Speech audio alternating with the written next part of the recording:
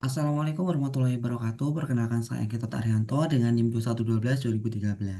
Nah, di sini saya akan menjelaskan tentang sistem yang saya buat, yaitu sistem mendukung keputusan untuk penerimaan siswa baru di MTS Harum Mutakin menggunakan metode profil matching. Kita masuk yaitu di tampilan utama dari sistem, yaitu halaman login. Ini untuk keamanan bagi admin. Admin harus menginput username dan password untuk melakukan input data nantinya. Kita masuk di sini, admin. Izin berhasil, kemudian akan diarahkan ke halaman dashboard. Yang mana pada halaman dashboard ini ada beberapa fitur yang bisa digunakan oleh admin, yaitu ada fitur siswa yang digunakan untuk menambahkan data siswa, aspek dan faktor digunakan untuk menambahkan data aspek dan si kriteria atau anak-anak dari aspek tersebut. Kemudian ada data nilai, kemudian ada perhitungan, ada laporan, ada akun, ada buku panduan, dan logout. Kita masuk ke fitur yang pertama, yaitu siswa.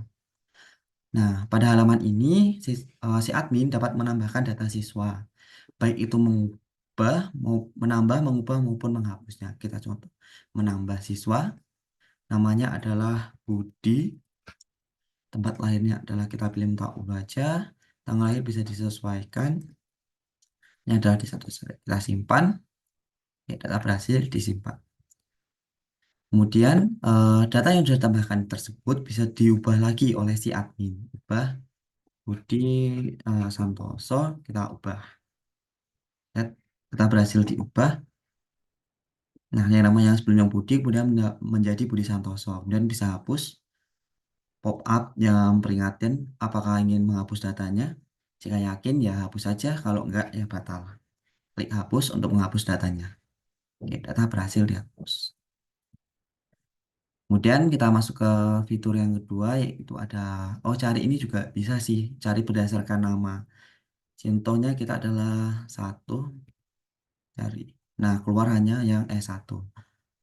Kalau S, berarti kan keluar semuanya, karena ada kalimat atau kalimat huruf yang berhubungan dengan S pada siswa. Kemudian kita masuk kedua, yaitu aspek dan faktor.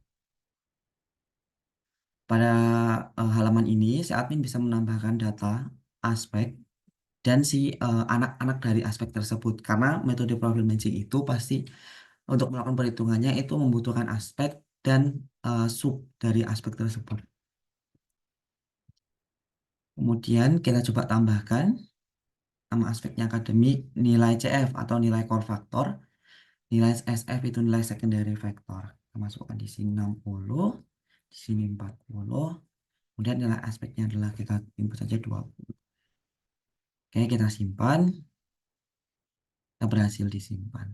Sama halnya dengan si halaman siswa tadi, pada aspek ini si admin juga bisa melakukan ubah dan hapus. Kita coba ubah di sini menjadi 10 saja. Oke, ubah, data berhasil diubah.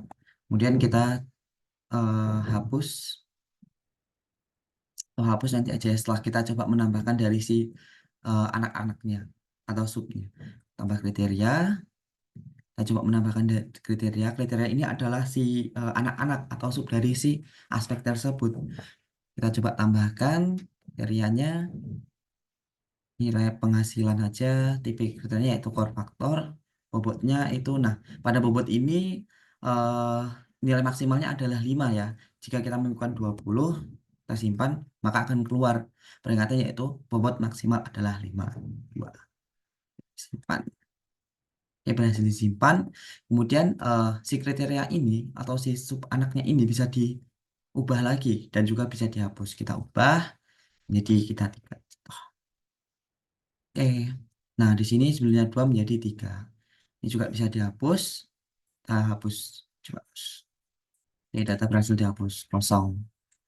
Nah, karena kita sudah mencoba dari si menambahkan subnya, maka data yang tidak perlukan kita hapus. Atau kriteria atau aspek yang tidak perlukan kita hapus saja. Kita hapus. Ini hapus, ya hapus. Oke, tersisa 3. Ini digunakan. eh, Data ini tidak saya hapus karena data ini yang nantinya digunakan untuk melakukan perhitungan dari si metode profil matching. Dan kita masuk ke nilai. Nah, dalam halaman nilai ini digunakan untuk si admin melakukan penginputan nilai dari setiap siswa. Di sini diinputkan berdasarkan aspek dari yang digunakan. Contohnya kita pilih aspek non-akademik. Di sini saya sudah inputkan beberapa data. Sama halnya ini bisa diubah kok.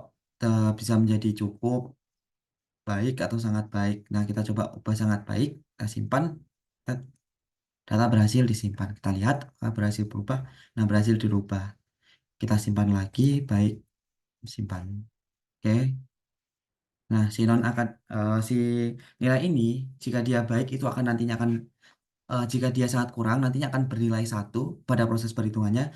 Jika kurang dia bernilai 2, jika cukup dia 3, jika baik itu 4, sangat baik dia akan bernilai 5. Eh, Kok di sini nggak ditampilin sih? Karena ini biar lebih enak aja jika dilihat oleh si admin atau si user penggunanya. Untuk melihatnya itu di halaman mana? Ada halaman perhitungan. Kita masuk saja di halaman perhitungan pembahasannya. Oke, nah tadi kan saya bilang bahwa dia jika baik maka bernilai 4, jika dia sangat baik bernilai 5, sangat kurang dia 1, kurang 2, cukup itu adalah 3. Kita lihat di sini pada aspek non-akademik S1 hafalan surat-surat pendek nilainya 4. 4 tadi artinya baik. Coba kita lihat di bagian nilai non-akademik. Baik, benar ya, berarti nilainya adalah 4.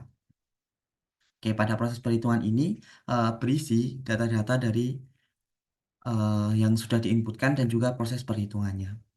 Di sini ada proses perhitungan yang pertama itu adalah nilai keputusan atau nilai-nilai yang sudah diinputkan sebelumnya, yang sudah dikonversi tadi yang baik menjadi 4, 3, 5, dan begitu seterusnya. Ini berdasarkan aspeknya non-akademik, tes tertulis, dan nilai rapor.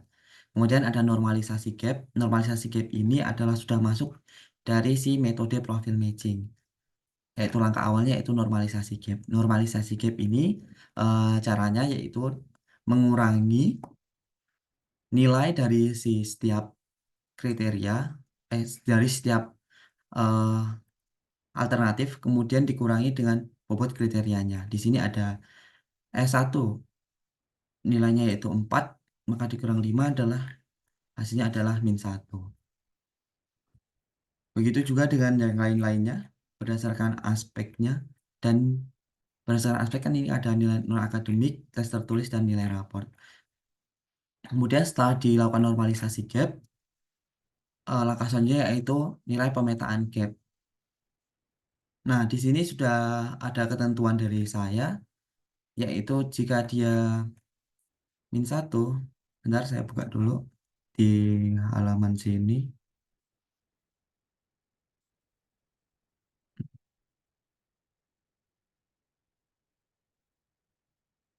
Nah, di sini sudah saya buat di Excelnya.